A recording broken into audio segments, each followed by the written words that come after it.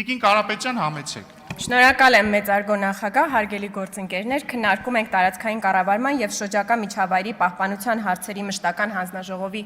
նախագահի թեկնածության հարցը եւ ուժեղ Հայաստան դաշինքին է պատկանում իրավունք առաջադրելու թեկնածու, նրանք առաջադրել են Դավիթ Ղազինյանի թեկնածությունը, ինչ կապ ունի պարոն Ղազինյանը տարածքային կառավարման եւ շրջակա միջավայրի պահպանության հարցերի հետ, կարծում եմ քիչ, բայց եթե ընթերցենք այդ հանձնաժողովի ոլորտները, ապա այնտեղ ի շարս համայնքային ծառայության, տեղական հարկերի տուրքերի վճարների, պետական գույքի կառավարման, բնական պաշարների, տրանսպորտի կնկատենք բառը էներգետիկա։ Եվ այստեղ իհարկե մեր միտքը կգա այն, որ պարոն Ղազինյանը Հայաստանի էլեկտրական ցանցերի նախկին տնօրենն է եւ կառաջանա հետեւությունը, որ ամենայն հավանականությամբ ահա այս ոլորտի շրջանակներում որոշակի նպատակներ հետապնդելու համար է առաջադրվել նրա թեկնածությունը։ Սա դեռևս ամուր պնդում չէ եւ անհրաժեշտ են հավելյալ փաստարկներ հիմնավորելու այս պնդումը եւ հավելյալ փաստարկներ մենք ստանում ենք հետ նայելով այն հարցուպատասխանին, որը ունեցանք այս դահլիճում։ Գործընկերները ձեզ մյուս ոլորտներից հարցեր տվեցին, պարոն Ղազինյան, եւ դուք մեղմ ասած ասեցիք, որ դեռևս պետք է հասկանանք այդ մյուս բոլոր հարցերին ինչպես պատասխանենք։ Սա արդեն իսկ բավականին նեղացնում է, թե ինչ հետաքրքրություններ դուք կարող եք ունենալ այս հանձնաժողովին, բայց երբ հարցերը սկսեցին առնչվել բուն էներգետիկային եւ հայկական էլեկտրական ցանցերին, այստեղ էլ չի կարող ծնվել այնպիսի մի համոզմունք, որ դա բացառապես ձեր գիտելիքը եւ փորձը իշահ հանրության ծառայեցնելու նպատակ է հետապնդում, ինչու՞, որովհետեւ երբ ձեզ հարցրեցին հեծի դիվիդենդների մասին, դուք պատասխանեցիք, որ դա գուցե առևտրային գաղտնիք է։ Պարոն Վարդևանյանը ձեզ գովում էր որպես իրավաբան։ Որպես իրավաբան պիտի իմանայիք, որ չի կարող դա լինել առևտրային գաղտնիք, դա հանրությանը պատկանող տեղեկատվություն է։ Այսինքն, խորանում է համոզմունքը, որ դուք այդ ոլորտը բացի ընտրելուց, նաև այդ ոլորտին ծառայեցնելու եք ոչ թե ձեր գիտելիքն ու փորձը իշահ հանրության, այլ իշահ ենթադրյալ կամ մտածածին իրականում առևտրային գաղտնիքի։ Եթե սրան ավելացնենք գործընկերոջս մյուս հարցը, թե արդյոք չեք տեսնում շահերի բախում, որ ընդդիմությանն է պատկանում Հրազդան ջեկը, Սևան Հրազդան հեկերի կասկադը, դուք կրկին ասում եք, որ ոչ, կարող եք նախագահել այդ հանձնաժողովը, զբաղվել դրա օրենսդրությամբ եւ ամենևին ձեր գործընկերների շահերը այդտեղ չպաշտպանել։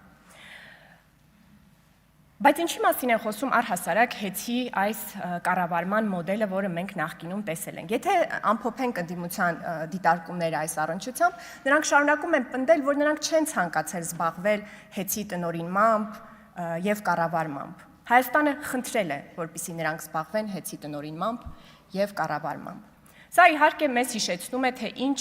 այլ տնտեսական մոդել էին նրանք առաջարկում նախորդիվ քննարկումների ժամանակ, երբ ուժի ղեկավարը ասում էր, որ Հայաստանի ժողովուրդը պետք է երազի, որպեսզի նա մնա պայքարի մեջ, իսկ ուժի մյուս առաջնորդը այս դահլիճում պատմում էր, որ տնտեսական այն մոդելը, որը նրանք առաջարկում են, այն է, որ սեփականությունը լինի մասնավոր, այսինքն գործարանները պատկանեն գործարարներին, սակայն շուկան լինի մենաշնորհային։ Եվ եթե հետ նայենք, մենք կտեսնենք, որ հեծի հետ ճշգրիտ սա է տեղի ունեցել։ Գործընկերս ձեզ հարցնում է, թե ինչու եք հեծի համար ստեղծել այլ կազմակերպություններ, որոնք կմատակարարեին հեծին անհրաժեշտ ապրանքները։ Դուք սրան պատասխանում եք, որ կա որակ,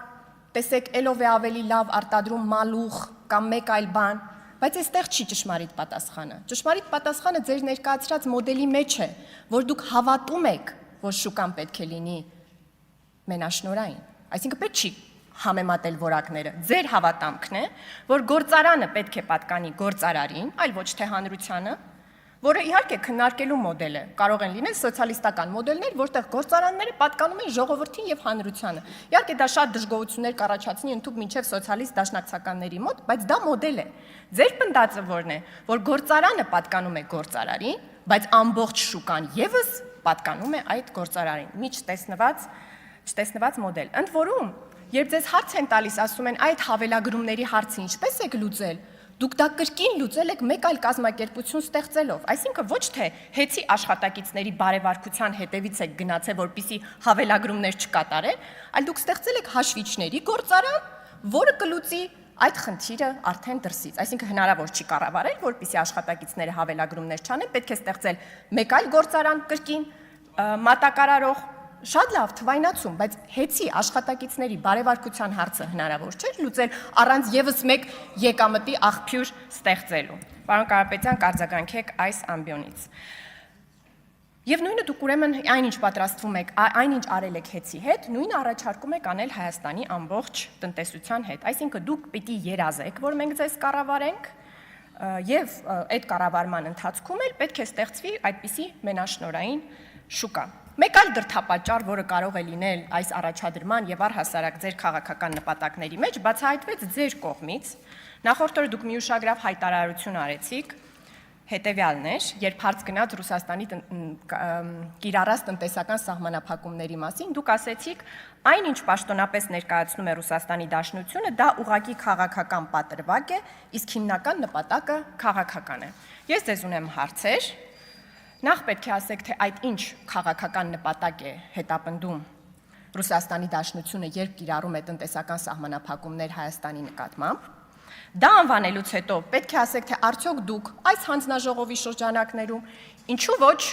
եվրոպական ինտեգրման հանձնաժողովի նախագահությունը ստանալու պարագայում նպաստելու եք այդ քաղաքական նպատակի իրականացմանը, թե դիմադրելու եք։ Եվ վերջինը, ինչ տեղի կունենա ձեր կապիտալի հետ Ռուսաստանի Դաշնությունում, եթե դուք ընտրեք չնպաստել այդ քաղաքական նպատակի իրականացմանը։ Եվ եւս մի հպանցիկ այս թեմային առնչվող թեմայի կուզեի անդրադառնալ, երբ տնտեսական մոդելը ներկայացնում էր ընդդիմությունը, խոսեց նաև ընտանեկան արժեքների եւ պահպանողականության մասին։ Այստեղ իհարկե հասկանալի է դառնում, որ տնտեսությունն ու ընտանեկան պահպանողական արժեքները պիտի իրար հետ կապ ունենան, որովհետեւ եթե գործարանը չի պատկանում հանրությանը, պատկանում է մասնավոր գործարարին։ Իսկ հանրությունը որպես շուկա նույնպես ամբողջությամբ պատկանում է այդ գործարարին։ Ինչ պիտի տեղի ունենա բոլոր այն մարդկանց հետ, ովքեր երբևէ կցանկանան ընդվզել ահա այս մերօրյա ֆեոդալական օլիգարխիական համակարգի դեմ։ Անհրաժեշտ է մի ոլորտ, որի միջից այդպիսի ընդվզող քաղաքացիներին, քաղաքական գործիչներին ընդդիմությունը ասի, արդյոք նրանք հայ են, թե հայ չեն։ Հավատավոր են, թե հավատավոր չեն։ Եվ ահա այստեղ է, որ անհրաժեշտ է, որ հայ առաքելական եկեղեցու պատին փակցված լինի այն գործարարի պատկերը, որին պատկանում են գործարանները եւ որին պատկանում է շուկան։ Այստեղ իհարկե պիտի որ ձեզ մոտ վրթովմուն, եթե դուք իսկապես պահպանողական ընտանեկան արժեքների ջատագովներ եք, ձեզ մոտ պիտի վրթովմունք առաջացներ ոչ թե այն, որ կաթողիկոսին դիմում են ավազանի անունով, այլ ձեզ մոտ պիտի վրթովմունք առաջացներ, որ դա չի համապատասխանում ընտանեկան արժեքների եւ պահպանողականության ձեր սկզբունքներին, որովհետեւ պարզվում է, որ այդ մարդը ունի զավակներ։ Պարզվում է կան այլ հոգեվորականներ, որոնք ունեն ընտանիքներ, չգիտեմ նույնիսկ կարելի է ասել արտամուսնական կապեր, որովհետև նրանք բոլորը պիտի լինեին կուսակրոն, բայց սա ձեզ մոտ վրթովմունք չի առաջացնում։ Դուք դա համարում եք նրանց ներքին հարցը։ Եվ հետևաբար սա շատ համահունչ է տնտեսության այդ նույն մոդելին, որը դուք առաջարկում եք, որը նույնպես լի է կեղծիքով, եւ եթե որևէ մեկը հարց ցանկանա բարձրացնել այդ տնտեսական մոդելի համար, ահա դուք ունեք այդ զենքը, որի միջից նրան կարող եք ասել դու հայ չես։ Այս դատավորը հայ էր, այս դատավորը հայ չէր։ Ես առաջարկում եմ մի հատ թեստ անենք եւ ես կարդամ արտահայտություններ, որոնք Հայաստանի հոգեվորականներն են արտաբերել, դուք գուշակեք թե ով է այդ արտահայտությունը արել։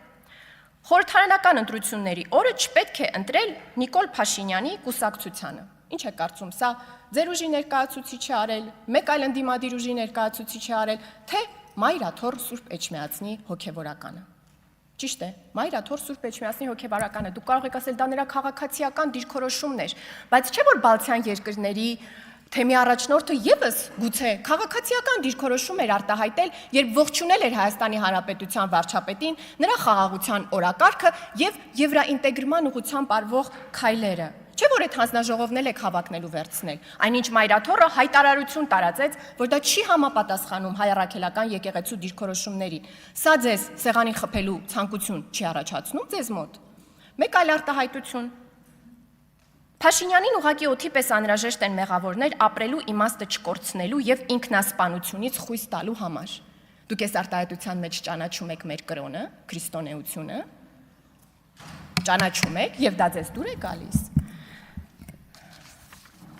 Ավարտում։ Հավանիչ տեսանյութը եւ բաժանորդագրվիչ նորությունները բաց չթողնելու համար։